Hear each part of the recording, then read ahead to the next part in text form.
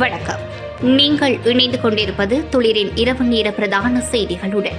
முதலில் தலைப்புச் செய்திகள். நடுவீதியில் கவிழ்ந்த எரிபொருள் தாங்கி வாலிகளுடன் மக்கள் செய்த செயல். நவீனமயமாகும் கொழும்பு கோட்டை ரயில் நிலையம், ஆரம்பமாகும் பணிகள். இன்று முதல் மற்றொரு விலை அதிகரிப்பு, வெளியாகிய அதிர்ச்சி தகவல். ஜனாதிபதி அனுர் அறிவித்துள்ள நிவாரணம், பொய் வாக்குறுதிகள் தொடர்பில் சஜித் எச்சரிக்கை. கந்தலாய் குளத்துக்காட்டு பகுதியில் பாரிய சுற்றிவளைப்பு. உயர்தர பரீட்சை முடிவுகள், பல்கலைக்கழக தகுதியில் வடமாகாணம் முதலிடம். பண்டிகை கால உணவு வகைகளின் விலைகள் அதிகரிப்பு தொடர்பான விரிவான செய்திகள். பதுளை கொழும்பு பிரதான வீதியின் புவககவேல பகுதியில் நேற்று பிற்பகல் எரிபொருள் தாங்கி ஊர்தியொன்று கவிழ்ந்து விபத்துக்குள்ளாகியுள்ளது. இதனையடுத்து மக்கள் எரிபொருளை சேகரிக்க முண்டியடித்துள்ளனர். பதுளையில் இருந்து கொழும்பு நோக்கி பயணித்த எரிபொருள் தாங்கி ஊர்தியே இயந்திர பிரச்சினை காரணமாக இவ்வாறு விபத்துக்குள்ளாகியுள்ளது. விபத்துக்குள்ளான ஊர்தியில் சுமார் 33,000 லிட்டர் எரிபொருள் இருந்ததாகவும், ஊர்தி வீதியில் கவிழ்ந்ததை அடுத்து அதில் இருந்த பெருமளவான எரிபொருள் வீதியெங்கும் பரவி ஓடியதாகவும் தெரிவிக்கப்படுகின்றது. விபத்து நடந்த இடத்துக்கு கொள்கலன்கள் மற்றும் வாளிகளுடன் விரைந்த பிரதேசவாசிகள் வீதியில் வழிந்தோடிய எரிபொருளை சேகரிப்பதில் ஈடுபட்டனர்.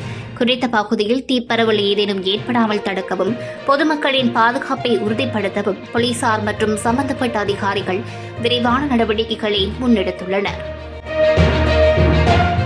போக்குவரத்து நெடுஞ்சாலைகள் மற்றும் நகர அபிவிருத்தி அமைச்சின் வழிகாட்டலின் கீழ் இலங்கை ரயில்வே திணைக்களத்தினால் நடைமுறைப்படுத்தப்படும் கொழும்பு கோட்டை ரயில் நிலைய நவீனமயமாக்கல் பணிகள் நாளை உத்தியோகபூர்வமாக ஆரம்பித்து வைக்கப்பட உள்ளன.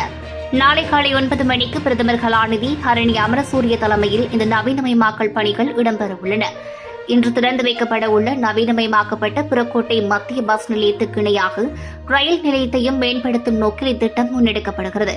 கிளீன் ஸ்ரீலங்கா செயலகத்தின் மேற்பார்வையின் கீழ் பயணிகளுக்கு தேவையான நவீன தொழில்நுட்ப வசதிகள் மற்றும் உட்கட்டமைப்பு மேம்பாட்டுகளை உள்ளடக்கியதாக இந்த புனரமைப்பு பணிகள் இடம்பெறவுள்ளமையும் குறிப்பிடத்தக்கது.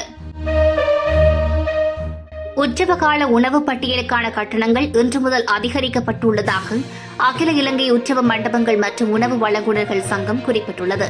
இன்று நடைபெற்ற ஊடகவியலாளர் சந்திப்பில் கலந்து கொண்டு கருத்து வெளியிட்ட அந்த சங்கத்தின் தலைவர் அகில ஜெயரத்ன இதனை குறிப்பிட்டுள்ளார். அகில இலங்கை உற்சவ மண்டபங்கள் மற்றும் உணவு வழங்குநர்கள் சங்கம் பண்டிகை கால உணவு முன்பதிவுகளுக்கான கட்டணத்தை இன்று முதல் உயர்த்த முடிவு செய்துள்ளது. மே மாதம் 1ஆம் தேதி மேற்கொள்ளப்படும் பதிவுகளுக்கு 15%, 20% கட்டணங்கள் அதிகரிக்கப்படலாம் என்று தெரிவிக்கப்பட்டுள்ளது. நாட்டில் நிலவும் எரிபொருள் நெருக்கடி மற்றும் பெறுமதிசேர் வரி அதிகரிப்பு காரணமாக இத்தீர்மானம் மேற்கொள்ளப்பட்டுள்ளது. ஏற்கனவே முன்பதிவு செய்யப்பட்ட உணவுப் பொதிகளுக்கு 10% விலையேற்றம் நடைமுறைப்படுத்தப்படும் என்றும் கூறியுள்ளார். நாட்டில் எரிபொருள் நெருக்கடி காரணமாக புதிய மதிப்பு கூட்டு வரி திருத்தங்கள் மற்றும் மூலப்பொருள் உள்ளிட்ட பொருட்களின் விலையில் ஏற்பட்டுள்ள விரைவான உயர்வு ஆகியவற்றின் பின்னணியில் இந்த முடிவு எடுக்கப்பட்டுள்ளதாகவும் தெரிவித்துள்ளார். கடந்த 38 நாட்களாக ஆழ்தூக்கத்தில் இருந்த அரசாங்கத்தை எதிர்க்கட்சியினர் தொடர் போராட்டங்களால் வெடிக்கச் செய்துள்ளனர். அறிவிக்கப்பட்டுள்ள நிவாரணங்கள் டிட்வா புயல் நிவாரணத்தைப் போல வெறும் காகித அளவிலான பொய் வாக்குறுதிகளாக அமைந்துவிடக்கூடாது என்று எதிர்க்கட்சித் தலைவர் சஜித் பிரேமதாச எச்சரித்துள்ளார். ஜனாதிபதி அனுரகுமார் திசாநாயக்க நாடாளுமன்றத்தில் ஆற்றிய விசேட உரைக்கு பதிலளிக்கும் போதே அவர் இதனை குறிப்பிட்டுள்ளார். கஷ்டத்தில் இருக்கும் மக்களுக்கு நிவாரணம் வழங்குமாறு பல வாரங்களாக நாம் விடுத்த கோரிக்கைகளை அரசாங்கம் செவிமடுக்கவில்லை. ஐக்கிய மக்கள் சக்தி நாடு முழுவதும் தீப்பந்தம் ஏந்தி நடத்திய போராட்டத்தின் காரணமாக இன்று அரசாங்கம் ஒரு நிவாரண பட்டியலை முன்வைத்துள்ளது. இந்த நிவாரணங்களை வழங்குவதற்கு நன்றி தெரிவிக்கும் அதேவேளை இவற்றின் அளவை மேலும் அதிகரிக்க வேண்டும் என்றும், நிலக்கரி தரம் குறைந்தது என்று நாம் கூறிய போது அதனை மறுத்தவர்கள் இன்று ஜனாதிபதியின் உரை மூலம் உண்மையை ஏற்றுக்கொண்டுள்ளனர். வரலாற்றில் முதல் முறையாக இந்த அரசாங்கத்தின் கீழ் மின் உற்பத்திக்கு மிக குறைந்த மட்டத்துக்கு வீழ்ச்சி ஏற்பட்டுள்ளதாகவும், தரமற்ற நிலக்கரியால் இயந்திரங்கள் செயலிழந்துள்ளதை ஜனாதிபதியை இன்று சபையில் உறுதிப்படுத்தியுள்ளார் என்றும் தெரிவிக்கப்பட்டுள்ளமை குறிப்பிடத்தக்கது. கந்தலாய் குளத்தை அண்டிய காட்டுப்பகுதியில் சட்டவிரோதமாக செயல்பட்டு வரும் பாரிய கள்ளச்சாராய உற்பத்தி நிலையம் ஒன்றை போலீசார் சுற்றி வளைத்துள்ளனர். குறித்த சுற்றிவளைப்பு நடவடிக்கையானது நேற்றைய தினம் முன்னெடுக்கப்பட்டுள்ளது. அத்தோடு அங்கிருந்த கள்ளச்சாராயத்தை அழித்ததுடன் உற்பத்தி நிலையத்தையும் போலீசார் தகர்த்துள்ளனர்.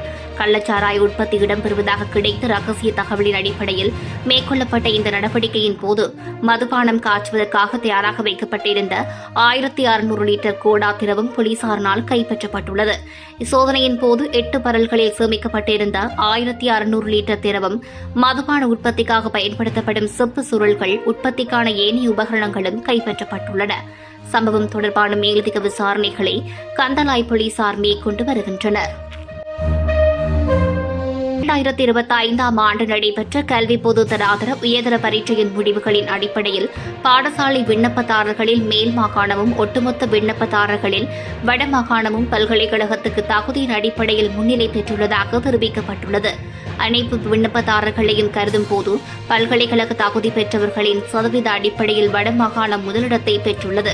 2025ஆம் ஆண்டு நடைபெற்ற கல்வி பொதுத்தராதர உயர்தர பரீட்சை முடிவுகளின் அடிப்படையில் விண்ணப்பதாரர்களின் பெறுபேறுகள் பற்றிய அறிக்கையில் இவ்விடயம் தெரிவிக்கப்பட்டுள்ளது.